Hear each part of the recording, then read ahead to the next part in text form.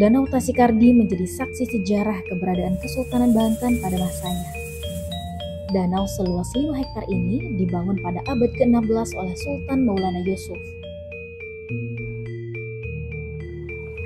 Lokasinya berada di Jalan Banten Lama, Desa Margasana, Kecamatan Keramat Watu, Kota Serang.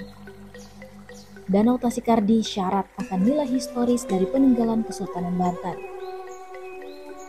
Tepat di tengah danau, terdapat pulau kecil bernama Balai Kambang yang biasa disinggahi Sultan. Untuk menuju ke Balai Kambang, perlu naik perahu terlebih dahulu. Di sepanjang perjalanan, pengunjung akan disuguhkan pemandangan hamparan danau yang membentang, serta hembusan angin yang membuat perjalanan semakin nyaman. Waktu yang ditempuh untuk menuju lokasi hanya 2 menit saja. Selanjutnya, lantas bagaimana kisah historis kegunaan Balai Kambang ini pada zaman Kesultanan? Berikut informasinya. Bismillahirrahmanirrahim. Assalamualaikum warahmatullahi wabarakatuh. Ketemu lagi bersama channel Mang Devi. Saat ini kita berada di tengah-tengah Pulau Tasikardi, tepatnya di Kampung Kroya ya. Di Margasana. Kampung Margasana. Kita menjelaskan dan menerangkan seputar apa yang terjadi di Tasikardi. Untuk lebih jelasnya, ada 2 narasumber di sini. Bapak ini mah ketua masyarakat di sini. Dan Pak siapa? Pak Hilmi. Pak Hilmi, dan biasa dengan orang berambut panjang dan tidak asing lagi, Abah Tiadi. Untuk selengkapnya kita persilakan, silakan Pak. Ya, kita hari ini ada di Balai Kambang. Namanya Balai Kambang, bukan pulau. Kalau pulau itu adalah tengah laut. Pulau. Tapi ini adalah namanya Balai Kambang. Kenapa disebutnya Balai Kambang? Balai itu adalah tempat pertemuan. Kambang itu posisi yang mengambang. Kenapa posisinya Balai Kambang? Menamakan Balai Kambang sebagai tempat pertemuan. Karena Banten itu dulu panas, nggak ada AC kan, sehingga gimana caranya supaya menjamu tamu-tamu kenegaraan di Kesultanan Banten itu di tempat yang sedikit agak sejuk, sehingga ini perairan di sekeliling ini adalah untuk proses berubah siklus suhu minimal itu turun 1-2 derajat. Nah, di samping itu sekelilingnya ini dulu banyak pohon beringin atau banyak pohon hidrologi, pohon-pohon yang berakar gantung, karena untuk menurunkan kadar suhu panasnya. Di samping berfungsi untuk menurunkan suhu panas, sekaligus juga berfungsi untuk air bawah tanah itu supaya tidak payau. Karena kalau kita lihat tadi atau yang sekitaran bantaran pesisir sampai ke Sorosoan, terus sampai ke ini airnya masih payau. Jadi keberadaan pohon beringin dan keberadaan pohon berakar gantung atau dikenal dengan pohon hidrologi itu adalah untuk mengurangi rasa air payau itu, sehingga Balai Kambang inilah dijadikan sebagai pertemuan untuk tamu-tamu kerajaan, tamu-tamu kesultanan. Dan ini bekas villa ini. Ini bekas villa. Pendoponya ada di depannya. Ini kamar utama, sebelah sana kamar utama, ini kamar penjaga dan dapur, dan belakang samping ini ada kamar mandi. Nah, ini taman. Luar biasa. Taman. Yang saya juga pernah bicara dengan anak-anak di konservasi lingkungan hidup, mengatakan kenapa pohon beringin sebagai simbol keangkeran dan dikasih kain kafan. Sebetulnya zaman itu simbol itu sebetulnya tidak ada. Hanya sebenarnya kenapa dikasih kain kafan supaya masyarakat tidak mendekat, tidak menebang, karena pohon beringin adalah sumber mata air. Dia bisa menyimpan air yang banyak di bawah akarnya. Nah, itulah kenapa banyak orang-orang zaman dulu pohon beringin sebagai simbol untuk kehidupan. Nah, salah satunya seperti itu. Nah, untuk sekarang Pak ya, saya lihat Tasik kali ini udah luar biasa hebat, bersih, nyaman dan indah. Nah, untuk masyarakat sendiri ada imbasnya nggak untuk masyarakat seperti kemajuan ekonomi atau apa dengan datangnya pengunjung atau bagaimana? Ya sih, untuk sedikit banyak ada keterbantu gitu ya. Istilahnya yang untuk sekitar sini, istilahnya yang untuk mencari penghasilan atau pencari di sini mencari penghasilannya gitu, kayak semacam dagang itu terbantu. Datangnya para pengunjung gitu. Jadi masyarakat terbantu, Terbantu lah. Tinggal memanfaatkan. Ya. Kalau untuk pemerintah sendiri masih memberikan seperti bantuan-bantuan dalam segi pembangunan segala macam masih? Kayaknya masih gitu, cuman untuk saat ini belum ada. Kalau untuk Kabupaten Serang, kan ini kan posisinya wilayahnya tanggung jawabnya Kabupaten Serang. Jadi untuk di bidang kebudayaannya mungkin belum dimaksimalkan gitu. Karena ini dipegang di dua institusi bidang kebudayaan untuk perlindungannya dan pemanfaatannya itu di pariwisata, sehingga ada pedagang-pedagang tapi ini belum dimaksimalkan oleh masyarakat, termasuk juga UMKM khas yang dikelola yang ada di wilayah sekitarnya ini belum dimunculkan. Adapun untuk event-eventnya ini sudah 4 tahun terakhir ini hampir tiap minggu, Sabtu Minggu ada banyak event untuk mengundang tamu, untuk mengundang ini segala macam. Cuman masih event euforia, gitu kan. Tidak mengambil event-event yang yang milenial, memberikan informasi edukasi. Karena ini kan posisinya danau, Tasik Kardil artinya danau buatan, danau indah hasil buatan untuk kebutuhan air bersih di kota Kesultanan. Kalau itu diungkapkan yang lebih masif, kayak dimaksimalkan oleh masyarakat, termasuk juga UMKM khas yang dikelola yang ada di wilayah sekitarnya ini belum dimunculkan. Adapun untuk event-eventnya ini sudah 4 tahun terakhir ini hampir tiap minggu, Sabtu Minggu ada banyak event untuk mengundang tamu, untuk mengundang ini segala macam. Cuman masih event euforia, gitu kan. Tidak mengambil event-event yang yang milenial, memberikan informasi edukasi.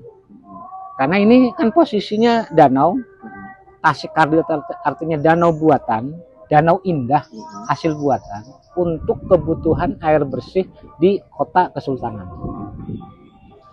Kalau itu diungkapkan yang lebih masif, kayak gimana sih air ini dijadikan sebagai air baku untuk kebutuhan Kesultanan. Sementara Kesultanan dulu minumnya kayak sekarang, air kemasan langsung diminum, nggak dimasak gitu kan. Jadi pada prinsipnya edukasi untuk masyarakat yang belum sampai memanfaatkan sebagai pengetahuan tradisional proses penyulingan airnya dari air yang warnanya merah, kuning, hijau. Kalau hijau itu ntar kemarau hijau ini warnanya karena berlumut. Jika musim hujan merah, kuning, udah kemarau sedikit agak pertengahan itu baru kuning. Nah, ini kan ada proses untuk proses penyulingan, atau dalam bahasa lokalnya pengindelan, sehingga ada sampai ke Sorosoan ada beberapa pengindelan. Nah, irigasi ini juga dimanfaatkan untuk irigasi, di samping untuk kebutuhan air bersih, juga kebutuhan untuk irigasi pesawahan. Enggak, ada beberapa pintu air di 4 sudut. Nah, ini bentuknya irigasi pesawahan. Ya, jadi kita bisa melihat di zaman Kesultanan pun sudah teknologinya sudah canggih. Dia sudah bisa ada water treatment untuk merubah air kotor air yang tidak layak untuk dikonsumsi jadi air yang layak dikonsumsi di zaman Kesultanan. Kalau kita melihat dari sekarang zaman milenial yang serba canggih, serba teknologi. Sebetulnya di zaman Kesultanan di Banten sudah hebat teknologinya. Nah, justru di masa Ageng Tirtayasa itu dianggap sebagai pencetus untuk air siap minum dari air baku. Bukan air sumber ya, bukan air sumber, tapi dari air baku. Air baku itu air yang sengaja dari sungai atau dari aliran di satu penampungan, kemudian diproses sehingga menjadi air siap minum. Ini satu-satunya di dunia. Satu-satunya di dunia. Kalau di Eropa itu air laut. Air laut yang diolah untuk menjadi air baku gitu kan, untuk menjadi air minum. Nah, sementara air keruh itu prosesnya kayak gimana? Di penginjilan itu ada apa aja? Serabut, injuk, terus kapur, pasir, injuk, kapur, pasir. Jadi ada 6 lapis di penginjilan itu. Ada pertama kurang lebih sekitar 1 meter itu injuk. Setelah injuk kapur. Setelah kapur pasir. Nanti kesananya nanti ini lagi terus. Nah, kenapa injuk ini wajib? Karena itu untuk pertama ngambil sampah, kotoran segala macam. Nah, untuk netralisir zat mineralnya itu dengan kapur dan pasir. Saya tanya lagi ke Bapak bahwa setelah api seperti ini, adakah ritual-ritual di masyarakat seperti melakukan hal ritual yang seperti kayak di Surosoan ada yang melakukan mandi dalam Rodeno, ada yang melakukan ritual-ritual yang memang itu yang dilakukan oleh sebagian orang. Apakah di sini juga ada melakukan ritual-ritual itu? Ya Pak, sini juga sama Pak, ada. Ya termasuk dari Rangkas sampai sempat datang ke sini. Biasanya ritual seperti apa dia? Paling kalau enggak mandi, paling mandi doang di sini, di kolam sini. Kalau enggak ngambil airnya gitu. Kayak gitu-gitu aja. Dan biasanya ritual-ritual itu menginginkan sesuatu seperti apa? Kalau itu saya nggak tanya jauh sih, itu masalah hak pribadi, jadi nggak tanya. Paling kalau kita cuma nganterin gitu aja, udah terserah maunya apa gitu.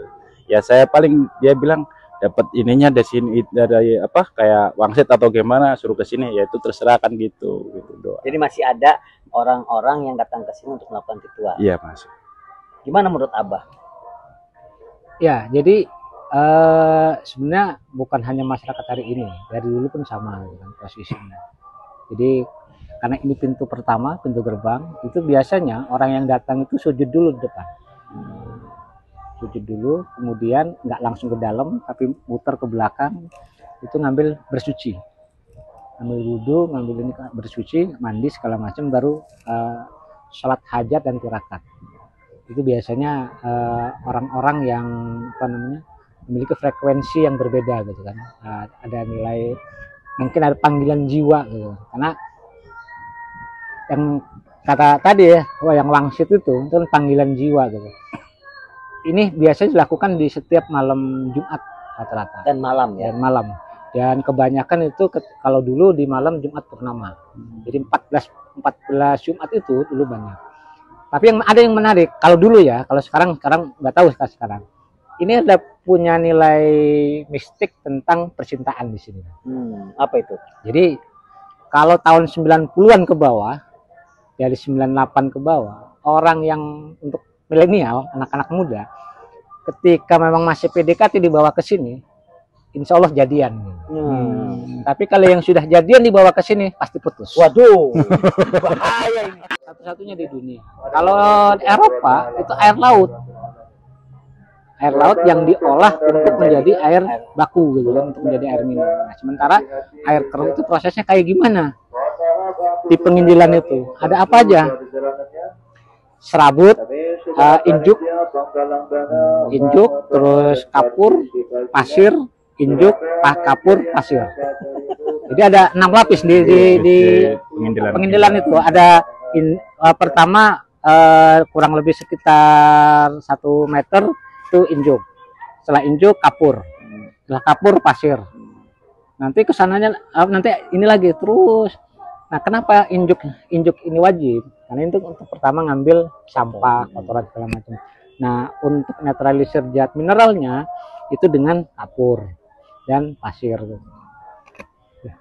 Saya tanya lagi ke Bapak bahwa setelah rapi seperti ini, adakah ritual-ritual di masyarakat seperti melakukan hal ritual yang seperti kayak di Surosoan ada yang melakukan mandi dalam Rodeno, ada yang melakukan ritual-ritual yang memang itu yang dilakukan oleh sebagian orang. Apakah di sini juga ada melakukan ritual-ritual itu? Ya Pak, sini juga sama Pak, ada. Ya termasuk dari Rangkas sampai sempat datang ke sini.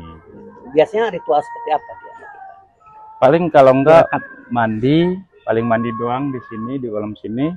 Kalau enggak ngambil airnya gitu. Kayak gitu-gitu aja.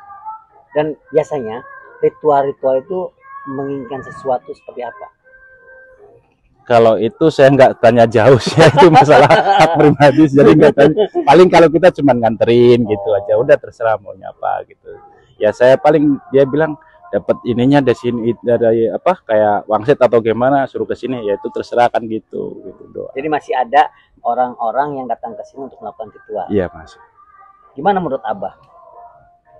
Ya, jadi sebenarnya bukan hanya masyarakat hari ini, dari dulu pun sama dengan posisinya. Jadi karena ini pintu pertama, pintu gerbang, itu biasanya orang yang datang itu sujud dulu di depan. Sujud dulu, kemudian nggak langsung ke dalam, tapi muter ke belakang, itu ngambil bersuci. Ngambil wudhu, ngambil ini bersuci, mandi segala macam, baru sholat hajat dan tirakat. Itu biasanya orang-orang yang apa namanya memiliki frekuensi yang berbeda gitu kan. Ada nilai, mungkin ada panggilan jiwa gitu. Karena yang kata tadi ya, yang wangsit itu kan panggilan jiwa gitu. Ini biasanya dilakukan di setiap malam Jumat rata-rata. Dan malam ya. Dan malam. Dan kebanyakan itu kalau dulu di malam Jumat purnama. Jadi 14 Jumat itu dulu banyak. Tapi ada yang menarik. Kalau dulu ya, kalau sekarang nggak tahu sekarang. Ini ada punya nilai mistik tentang percintaan di sini. Apa itu? Jadi kalau tahun 90-an ke bawah, dari 98 ke bawah, orang yang untuk milenial, anak-anak muda, ketika memang masih PDKT dibawa ke sini, insya Allah jadian. Tapi kalau yang sudah jadian dibawa ke sini, pasti putus. Waduh, bahaya ini. Itu zaman saya SMA itu ketika di jalan-jalan bawa ke sini, khususnya orang Serang, ceweknya nggak bakal mau. Sekarang adakah korelasi cerita masyarakat kayak legenda itu dengan di naskah-naskah kuno yang Abah biasa baca? Enggak ada. Justru yang ada di sini dalam dokumen-dokumen naskah atau dalam dokumen-dokumen Eropa itu tempat penyambutan para tamu-tamu agung kerajaan di Kesultanan, dan tempat menginapnya di sini penyambutannya. Maka di tradisi Bisan di sini dihuni oleh perempuan-perempuan cantik atau bidadari. Bukan bidadari, dianggap perempuan nakal. Jadi nakal bukan nakal dalam makna hari ini ya. Jadi dianggap kalau dalam bahasa Serang jengil lah. Kayak pelayan-pelayan gitu. Perempuan jengil, jadi yang nggak bisa diatur di putra-putri Kesultanan, maka akan diungsikan di sini sebagai untuk kaderisasi sehingga menjadi yang lemah lembut. Padahal sih kalau dalam dokumen enggak, karena emang itu sengaja disiapkan ke sini untuk menjamu tamu-tamu kenegaraan. Jadi tidak ada korelasinya antara cerita masyarakat dengan dokumen yang ada. Hanya itu sebuah legenda. Tapi itulah yang dibicarakan di masyarakat sekarang. Tapi posisinya dalam di legenda itu kemungkinan hanya untuk memberikan pemantik agar tidak terjadi perempuan itu menjadi perempuan yang liar. Sehingga kalau liar akan dibuang ke sini. Kan perempuan nggak bisa renang. Gitu. Setelah Kesultanan Banten runtuh itu kan jarang perempuan bisa renang, hanya sedikit gitu. Yang renang yang bisa lepas dari sini itu sudah pasti kena hukuman lagi. Karena dianggap jengil gitu. Kalau istilah lainnya jengil itu langar.